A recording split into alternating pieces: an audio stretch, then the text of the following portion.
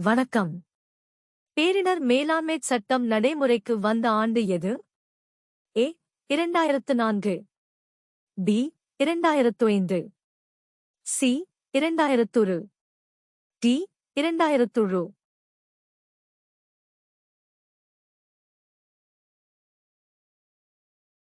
சரியான விடை. பேரிடர் மேலாண்மை சட்டம் நடைமுறைக்கு வந்த ஆண்டு 2005.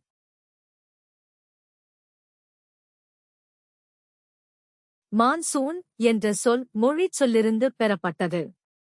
ஏ Urdu, B Hindi, C Arabic, D கிரேக்க.